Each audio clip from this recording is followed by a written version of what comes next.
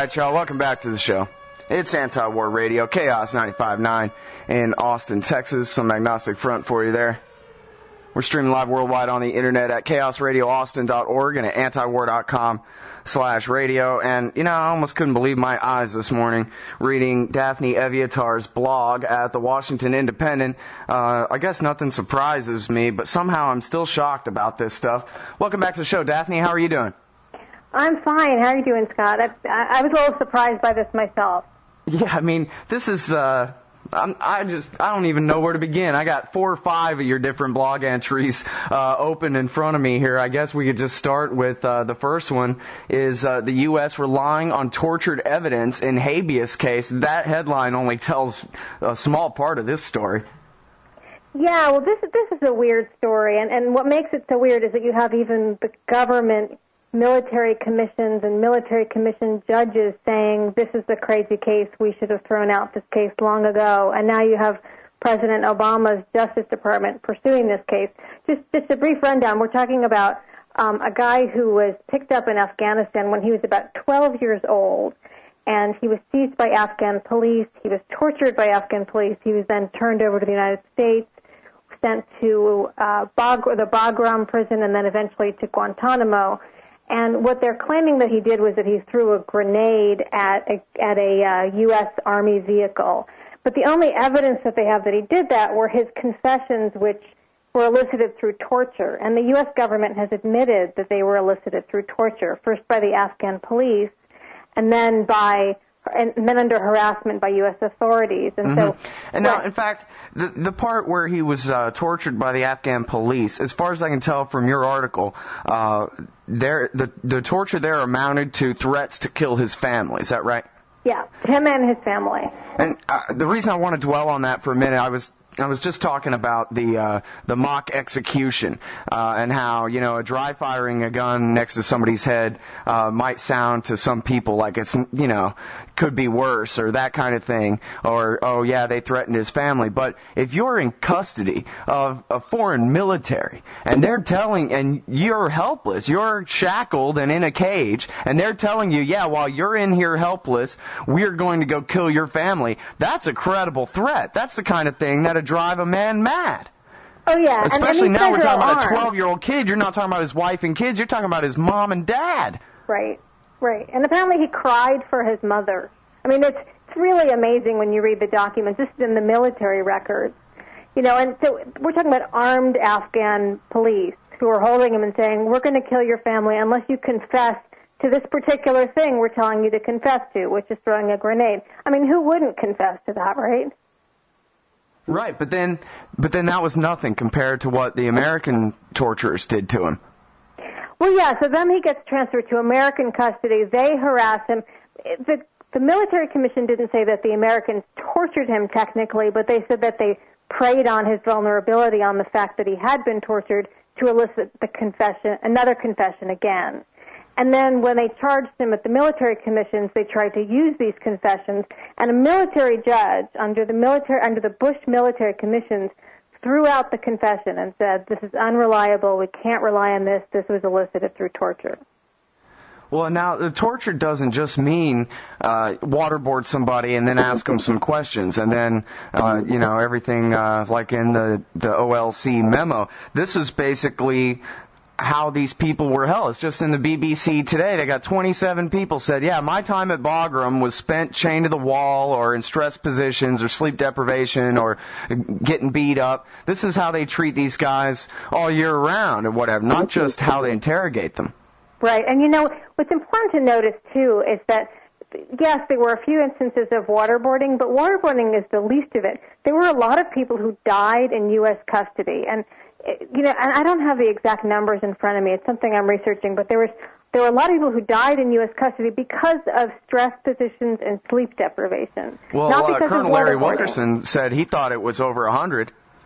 Yeah, and there have been reports and trying to kind of look into it and look at some of the death reports, some of the autopsy reports that are available now, because you can see how they died, and they died being hung from a wall, you know, being beaten to death. I mean, we're not talking about waterboarding. We're not talking about, anything extraordinary. But this is the stuff they were doing to people all the time. That's what stress positions are. Mm-hmm. Well, and I'm sorry to just beat this dead horse because it's something we talk about on this show pretty often. But when you read these descriptions of people being hung from the ceiling and hung on the wall, by their arms to where they can't really breathe and all that.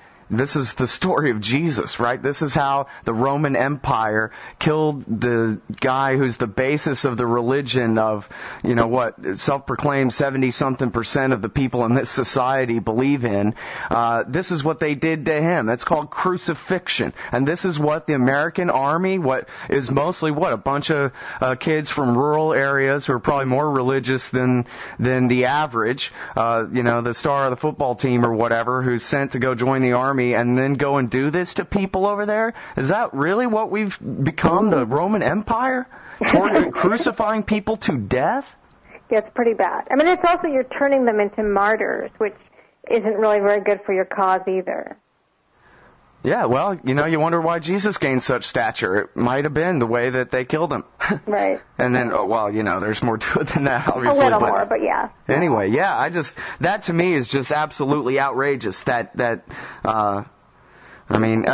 must be 1,000 ways to beat somebody up without literally crucifying them, Yeah, it's true. It's like, why couldn't you pick a different visual? This is a bad one to pick. And so now we're talking about doing this to a 12-year-old kid. Mohammed Jawad was 12 when they got him in 2002.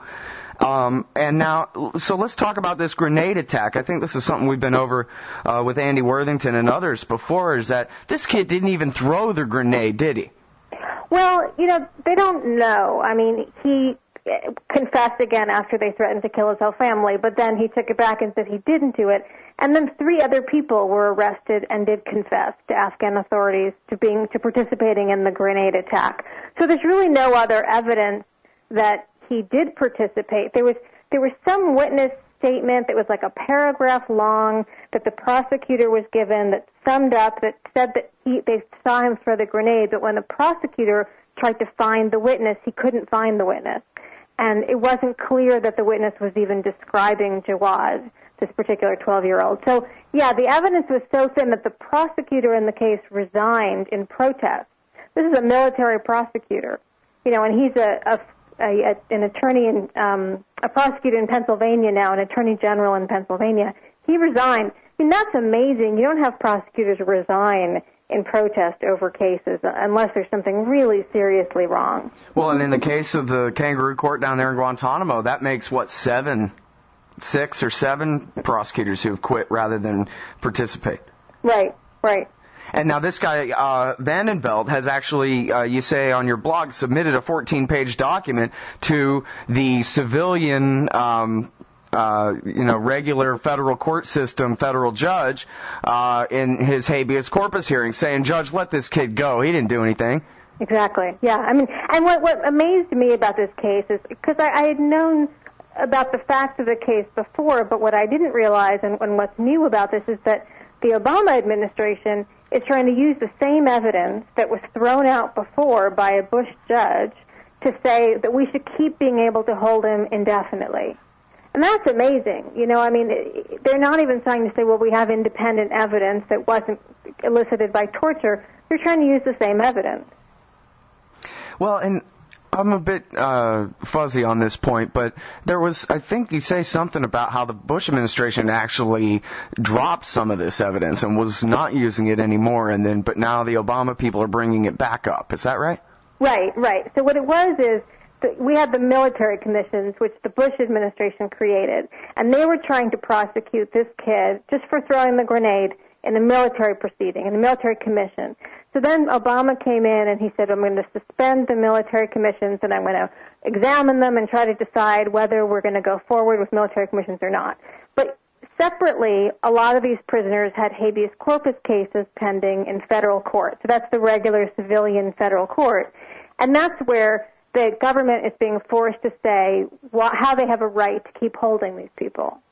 So it's not a prosecution, it's a question of whether the government has a right to keep holding them, even enough evidence just to hold them for a future trial.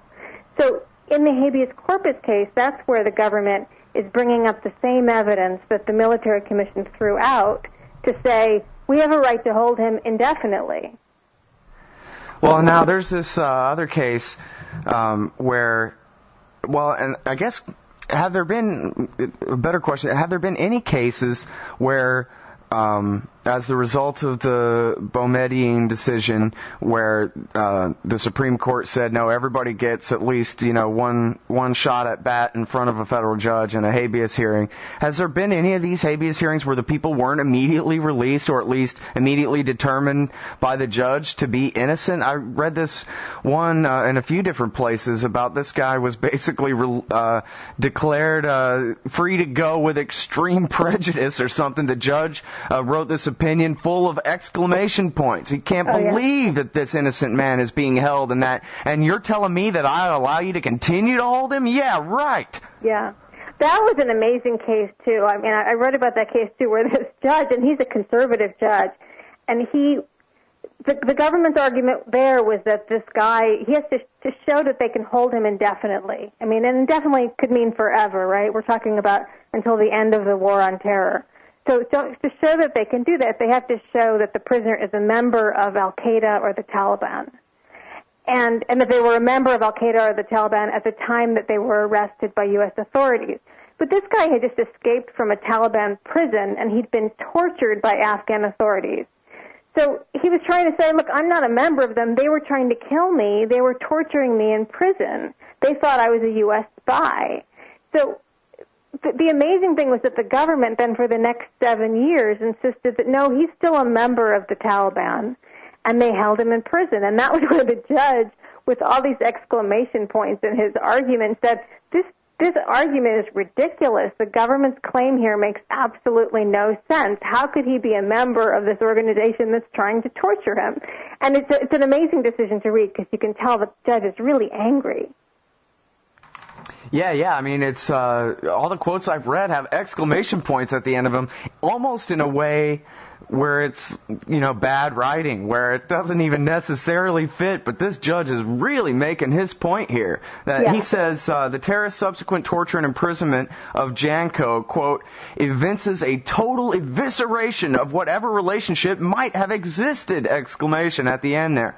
Right. That's really weird. You don't see federal judges writing with exclamation points, That's a really odd thing to do. I mean, he must have been extremely upset and angry with the government. And now, help me out here, too, with the Boumediene decision, or I'm sorry, I never can say it right, but what that decision said was that the people who had not yet been, quote-unquote, indicted at the military commission system at Guantanamo would have a right to habeas, I think. So that meant that Khalid Sheikh Mohammed and Ramzi bin al-Shibh and these guys who already have begun so-called legal process down there, they're not eligible for a writ of habeas corpus, or at least not according to the Boumediene decision.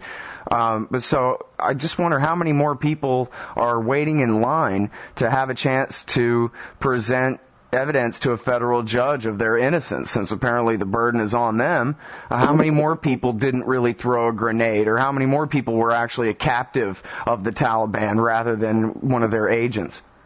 Well, there's probably about almost 200 cases pending. Some of them have already been decided. I think about 30 have been decided. And like you said, almost all of them have been decided in favor of the prisoner. So the last count I heard was that 25 out of 30 were decided in favor of the prisoner. So about 4 or 5 cases the judge said, well, there's enough evidence to keep holding them until you have a trial. So a military trial or a regular one? It's not clear because the government hasn't decided yet how they're going to try these guys. Right.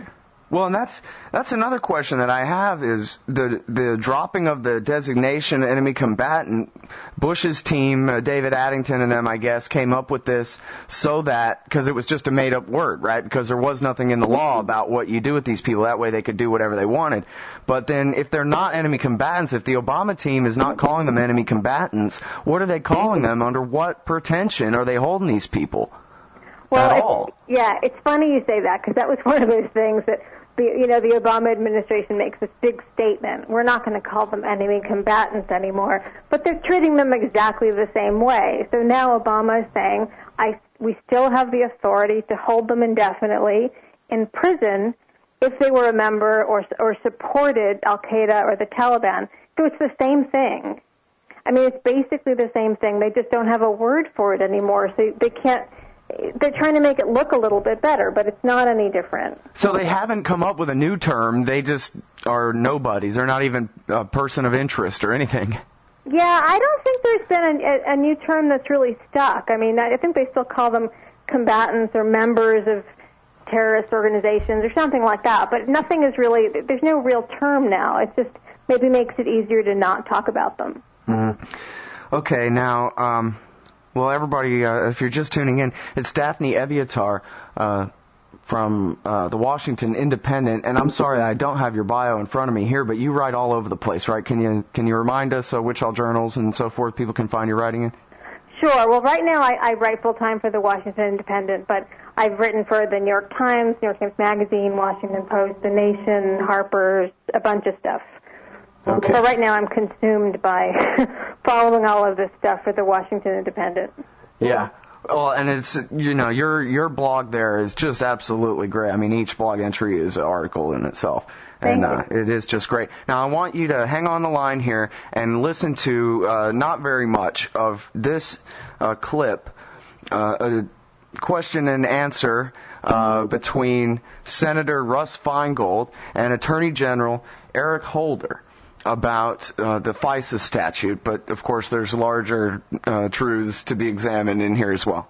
Right. Concerns that I expressed in that speech no longer exist because of the action that Congress has taken. But I asked you, Mr. Attorney General, not whether it was unwise, but whether you consider it to have been illegal.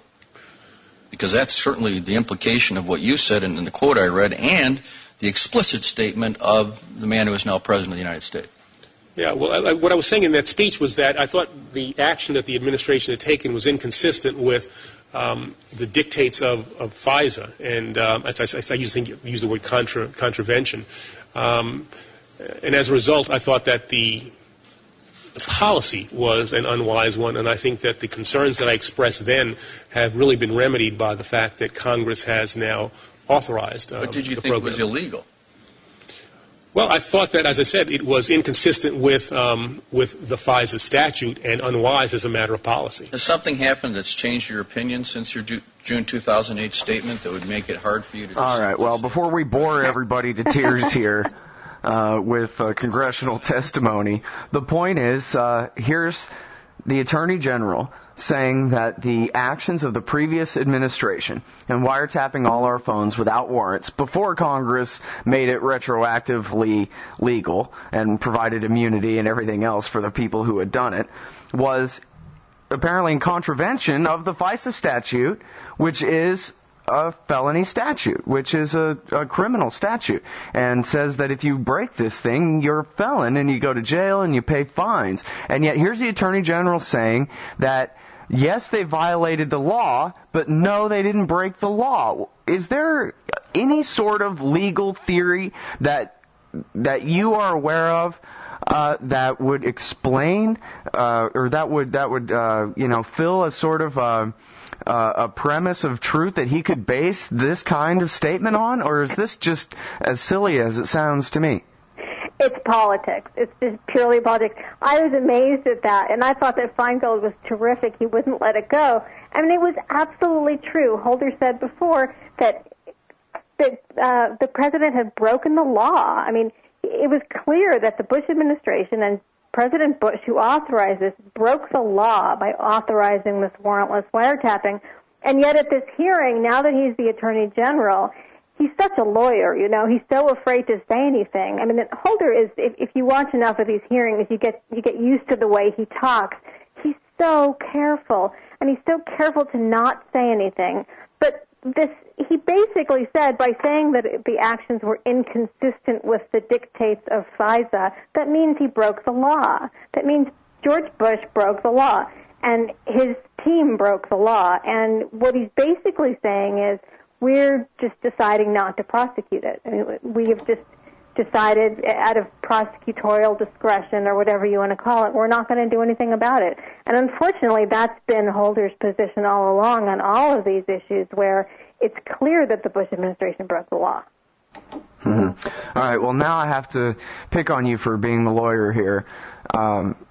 Aren't you people just silly for believing there is such a thing as the law anyway? I mean, there are some circumstances, I guess, where the court says, hey, you can't just, kidnap this 12-year-old and hold him forever and ever and ever for doing nothing wrong, only for, a few years or something. I mean, there are places where the law intervenes to protect the innocent sometimes when the government is out to get them. I guess I can't deny that. But the idea that the law applies to the state itself is a lie. Isn't that the case here, that the idea, whether it was the Bush administration or any other administration, they never are prosecuted for any laws they break, whether it's secretly bombing Cambodia or selling missiles to the Iranians to pay for a secret war in Nicaragua, or torturing people to death over and over again, or tapping everybody's phone in direct violation of criminal statutes. There's no law that really applies to the government, is there, Daphne?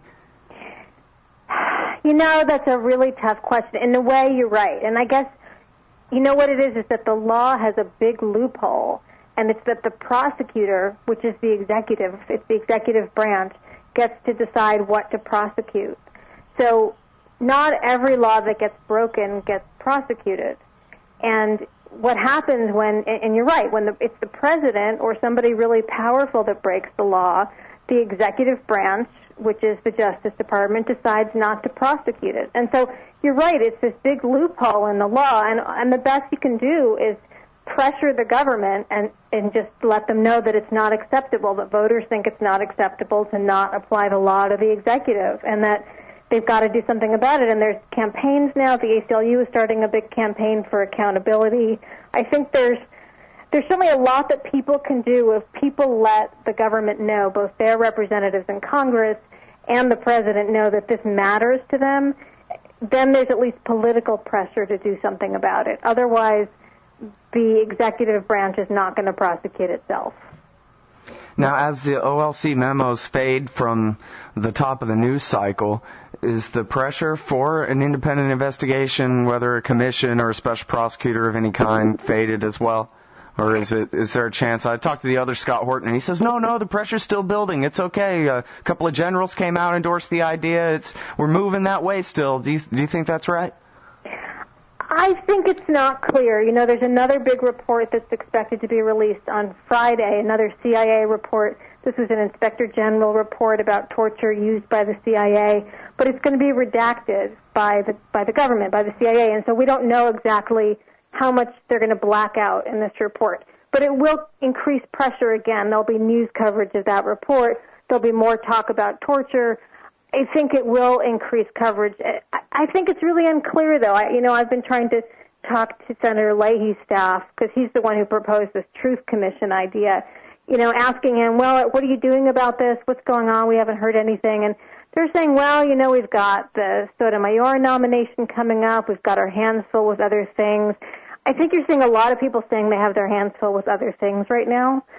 That doesn't mean it's not going to happen, but I think that there needs to be a political push to make it happen.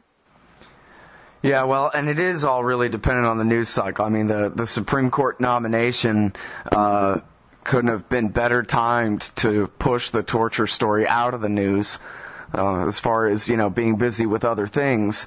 It's really true. It came right after a lot of those OLC memos were released. Suddenly we had a new Supreme Court nominee. Yeah. And I think the administration, they don't want this in the news. So, as long as Obama can keep hiding those photos of torture, I think every time some more information comes out, there will be more pressure. For example, the Justice Department's Internal Ethics Board did a review of the authors of the OLC memos and their integrity in writing those memos and how they came to write those memos and to authorize torture.